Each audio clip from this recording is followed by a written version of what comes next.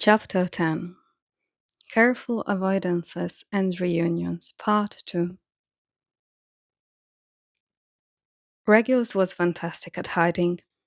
It was mostly a skill from his childhood, but avoiding people was an art that he was quite skilled at. And avoiding James? Easy. He wouldn't look at him, he refused to speak to him. In fact, he acted like he wasn't there at all. On the inside, there was a lot more turmoil.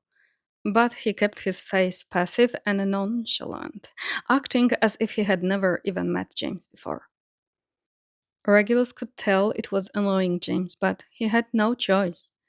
He lost all his inhibitions when he was drunk, and he really should never have touched him, or spent so much time looking at his lips. It was making Regulus upset, actually, how much space James decided to take up in his brain. Thankfully, he had a busy day ahead of him, something that was now going to be a rarity. It wasn't even that he was busy or had a lot to do. That wasn't true. It was just that this was his last full official day on the tour, and he had made a promise to Marlene about finishing her score. It was turning out really well, especially considering he was physically unable to play any of the instruments he was writing music for. She invited him into her room, making it very clear she was not going to talk about Dorca. He was glad about the rule, actually.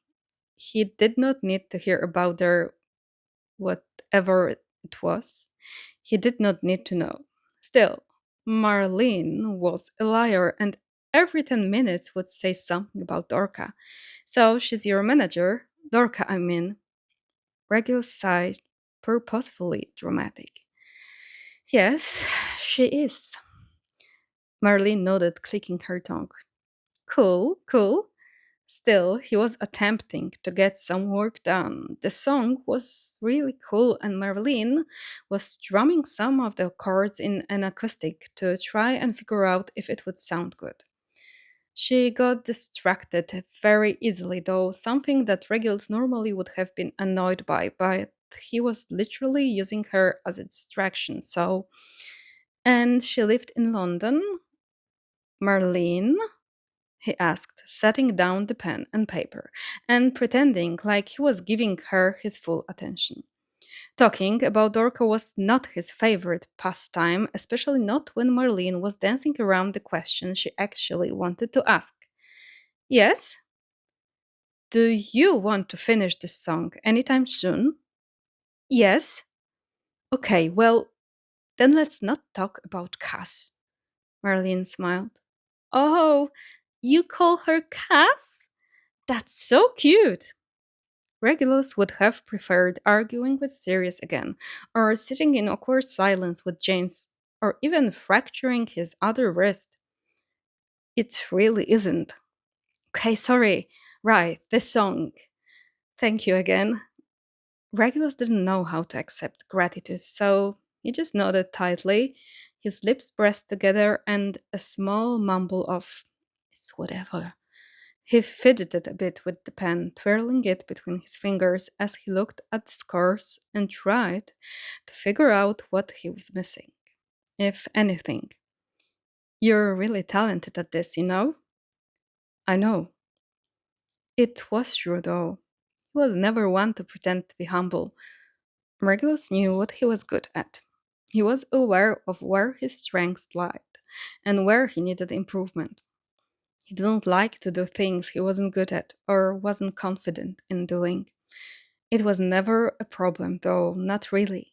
He did well in school, he was good at sports and at dance and at music.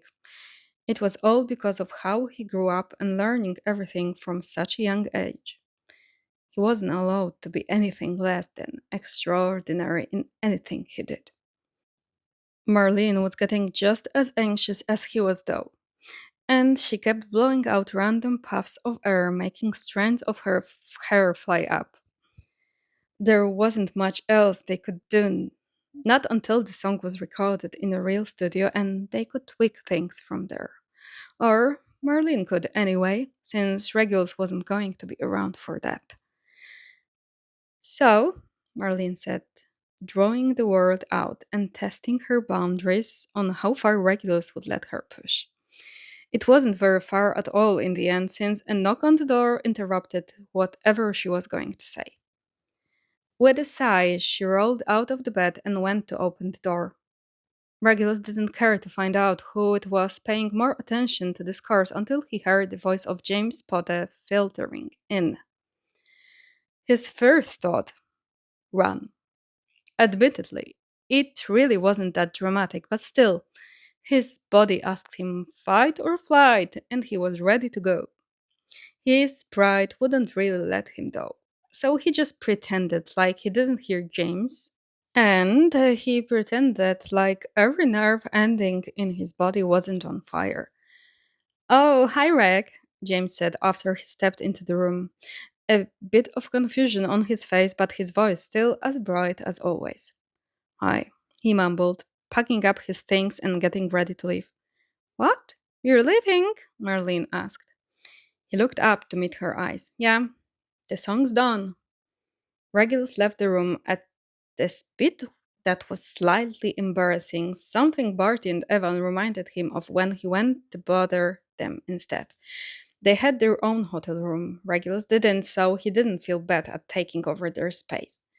They were on this tour together for months. They would be able to have some more than enough alone time when Regulus left.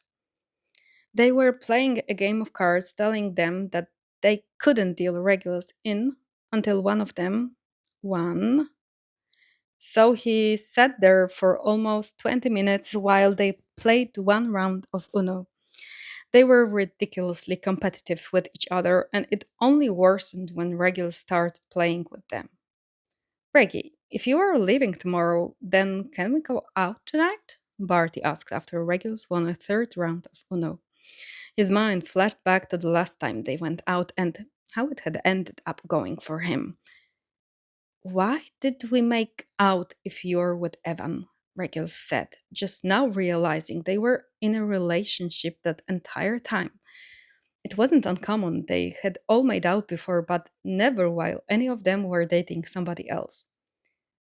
What does that have to do with anything? We're just friends. Evan nodded in agreement, and Regulus had a feeling that if he cared, he would have said something. Still, most people don't make out with other people while they're in relationship. Not all of us are as constantly jealous as you. I'm not. The look on Evan's face made him trail off. So, what if he was a jealous person? He liked things that were his, that only belonged to him. Anyway, I wouldn't have let it happen with anyone but you, Evan said. That is so weird. You guys have issues. Evan, kiss Regulus to make it even, Barty said, and Evan immediately started leaning forward. Regulus shoved his face away with a small laugh, denying him completely. His jaw dropped in shock. Ricky, why do you prefer Barty to me? I hate both of you, actually. He has his sights set on Potter now, which means no more platonic makeouts, Barty said with pout. Regulus sighed, deeply and dramatically, because all he wanted to do was forget that James existed, and just hate him in a way that wasn't super complicated for his mind, body, and soul. We're not talking about him. We're not? Evans said with a smirk. No. Showing Sirius should not have been any scarier than showing Pete and Remus, but it was. James was so nervous about it that Sirius was actually getting concerned and thinking something had happened since he got no explanation as to why James was pacing about the room. It's just that James knew he would have to talk about it.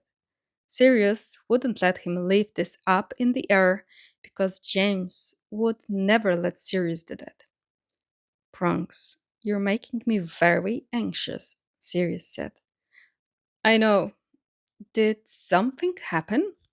He shook his head. No, The notebook was safely tucked in his bag, between a pair of sweatpants and a tank top. He would have to get it out soon to show him. It felt a bit like the telltale heart, a subconscious beating he could hear, and that he was sure everybody else could hear. It would drive him mad if he never showed Sirius. He could already feel himself slipping in the guilt of being scared for him to see it. Thump, thump. Do we have to kill someone? Sirius asked, putting him at ease almost immediately. James couldn't help but smile. I don't think so, he nodded. Cool, cool, comforting. Thump, thump. The notebook. Thump, thump. I wrote this song. Sirius looked back up, and just in those couple moments of eye contact, he knew exactly what kind of situation this was. It was always so easy for him to talk to Sirius. James never had to be anything except who he was, and it was enough for him. He sat up a little straighter and gestured to James. Let's hear it then. Hear it? Yes. I haven't recorded it. You got your sixth string? Sirius asked, looking directly at the acoustic guitar that was in the corner of the hotel room. No, James lied. Sirius rolled his eyes and went to pick it up for him, apparently not playing around and actually wanting James to sing for him. He had never been very insecure about his voice, but he knew he wasn't the best singer, not in the world and not in the band. Still, he had never played the song for anyone, barely even for himself.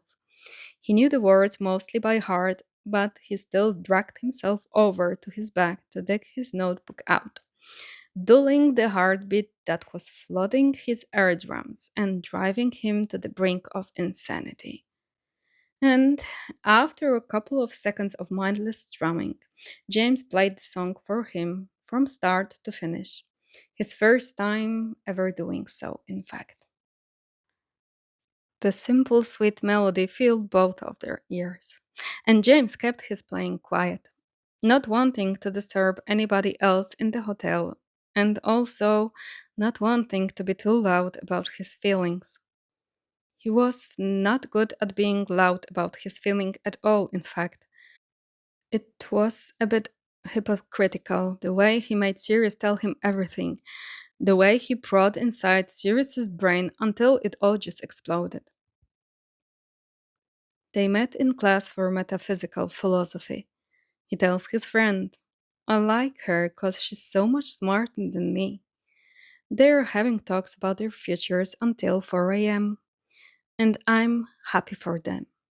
And I'm happy for them. But I want to feel all that love and emotion, be that attached to the person I'm holding. Someday, I'll be falling without caution. But for now, I'm only people watching. Sirius didn't even wait for James to set the guitar down before throwing his arms around him and giving him an awkward hug, the angle not helping them out in the slightest. James didn't even realize he started crying until he started laughing and could feel the dampness around his eyes. Pats, you can let go now, James told him after a very long moment. Oh, right, Sirius said, as though he had forgotten that was actually an option. He loosened his grip and pressed a small kiss to James's forehead. The song is beautiful. You think? Yes. James let out a small sigh of relief. What do you think? Sirius asked. Me? James hadn't really thought about it. He knew what this song meant for him. He knew what he wrote it about, but he didn't know what to think about it or whether it was objectively a good song or not. It was a hard thing to discern since there was absolutely nothing objective about music. The most talented music theory student could probably create a pleasing sounding song, but that didn't mean it would feel like anything. That didn't mean it was a good song. Yes, you. Oh, well, I don't know what I think, James said, feeling a bit stupid for it. Use that big brain of yours, Sirius said, nudging his shoulder. I mean, it's about never having been in love, I guess, and like wanting to be. Sirius smiled, gesturing with his hands for James to keep going. They both knew what the song was about. They both understood the meaning behind the words. But Sirius wanted James to explicitly say it, and James was having a hard time working up to that. I think I'm going to say something that might sound a bit absurd, James said, his brain catching up to him. Go right ahead. Okay, I mean, obviously, I don't want to be heartbroken, I guess, but like seeing Mary and seeing Marlene and the way they loved each other, even now that they didn't work out, like they still love each other and they were in love. And I don't know, like, I want that. Someone to just love me, I guess. He was terrible at explaining things using his words in a poetic sense, unless it was in lyrics. The meaning was allowed to be muddled with lyrics. It wasn't supposed to be crystal clear, and that was part of the beauty of it. Well, I love you, Sirius said with a grin. You know what I mean. He nodded, getting a bit more comfortable and turning his body so that it was completely facing James. Well, tell me more about this bloke you have a thing for. Do they feel the same? James felt a bit guilty for grabbing onto the branch that Sirius handed him. He didn't very well know he was talking about Regulus, and now was probably not a good time to tell him either, but well, he really wanted to talk about it. He'd been keeping it inside, and that probably wasn't healthy, especially for something that was so new to him. And I kind of like when he's mean to me.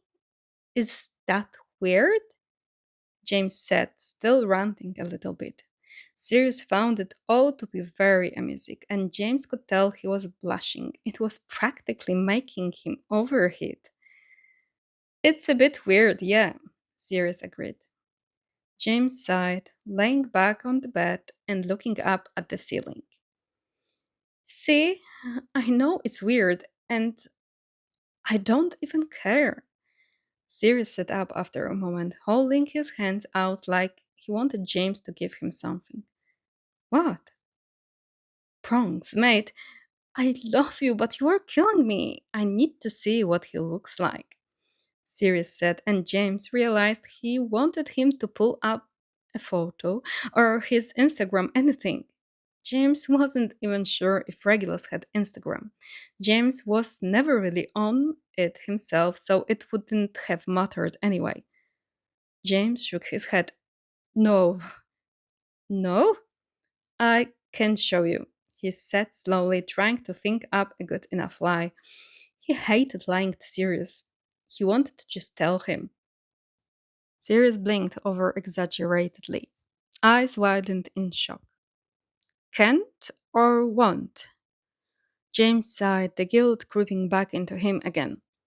This time the telltale heart was Regulus Black, and James would let Regulus drive him to madness, let him do anything really. A steady beating in the back of his mind for a week now, something constant and something he was always thinking about. Regulus could take James all the way to the brink of insanity, and James would say thank you for the trip. He would be courteous about it, as though Regulus had done him some grand favor. James supposed he had actually done James a favor. He showed James what it was to want. Wanting was new, but oh, James wanted. He couldn't help it, and the fact that Regulus was avoiding him all day really wasn't helping matters at all because it was only making him crave more. It was bad, very bad.